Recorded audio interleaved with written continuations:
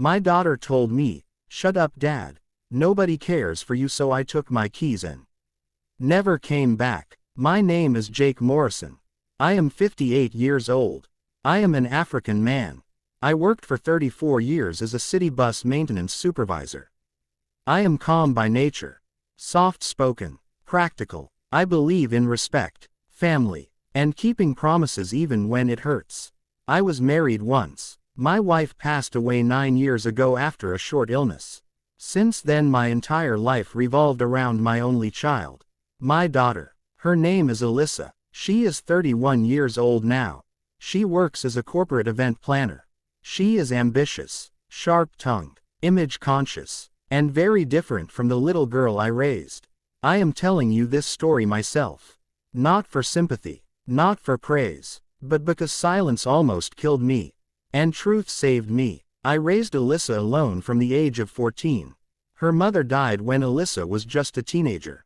From that day, I became father, mother, driver, counselor, and shield. I woke up before sunrise, fixed buses all day, came home exhausted, cooked dinner, helped with homework, attended school meetings, and listened to her cry when boys broke her heart. I never remarried, not because I could not, but because I did not want anyone to feel second in my home. Alyssa grew up smart, beautiful, and very aware of it. She wanted more, better clothes, better schools, a better life than the one I knew. I supported her dreams. I took loans. I worked overtime. I sold my old car. I skipped vacations. I told myself it was temporary, that one day she would understand. When she graduated from university, she got a job in the city. She asked me to move in with her. She said it would save money. She said family should stick together. I believed her. I sold my small house, the one I paid off with 30 years of sweat. I gave most of the money to help her buy a modern apartment in a good area. My name was not on the papers. She said it was easier for taxes. I trusted her. At first things were fine. I cooked, cleaned, paid utilities. She focused on work. But slowly, very slowly, the tone changed. "Dad, you are too loud. Dad, you dress old-fashioned. Dad, my friends do not need to hear your stories." I started eating in my room. I started speaking less. I started feeling like a guest in a home I paid for. Alyssa began dating a man named Victor. He was 36, a real estate consultant, polished, confident. He smiled at me, but never looked me in the eye for long. He did not like that I lived there. I could feel it. One evening, they hosted a dinner for her colleagues. I stayed quiet, but when one woman asked how Alyssa managed to afford such a place so young, I said calmly, with pride, that we worked hard together, that I helped with the down payment. The room went silent. Later that night, Alyssa exploded. "You embarrassed me. You made it look like I needed help. You should have kept quiet." I apologized. I truly did. Weeks passed. Victor moved in, without asking me. Suddenly, my chair at the table disappeared.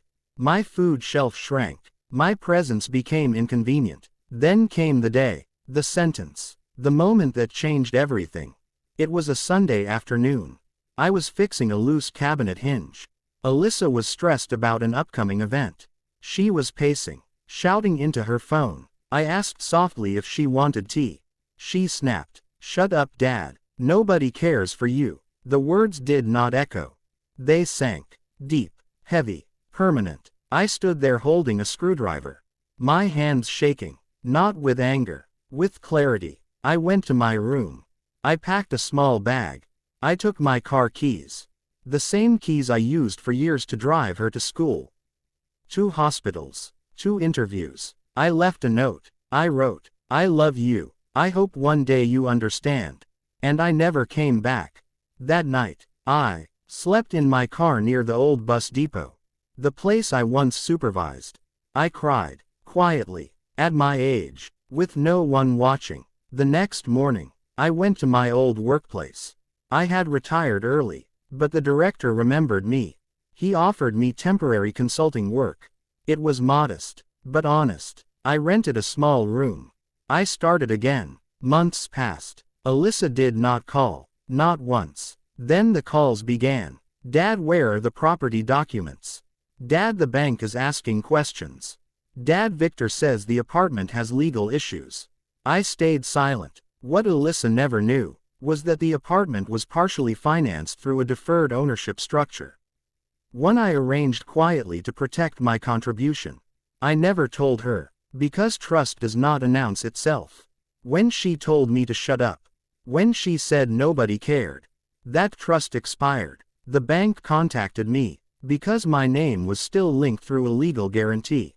I had a choice: cover the debt, or step back. I stepped back. Victor left when the pressure came. He always does. People like him, they leave when things get heavy. Alyssa lost the apartment. Her reputation took a hit. Her job followed. The city is unforgiving. One evening, almost a year later, there was a knock on my door. She stood there, thinner, eyes tired, voice small. Dad, I am sorry. I listened. I let her speak. I did not interrupt. I did not raise my voice. I told her I forgave her, because forgiveness frees the one who gives it. But I also told her something else. I told her I would not rescue her from consequences. I helped her find a shelter program. I helped her update her resume. I gave guidance, not money, not control. Today, she works again, lives modestly. We talk, carefully, respectfully. I did not disappear to punish her. I left to survive. Sometimes walking away is not abandonment. It is self-respect. If this story touched your heart, don't forget to like, share, and subscribe. And tell me, what would you have done if you were in my place?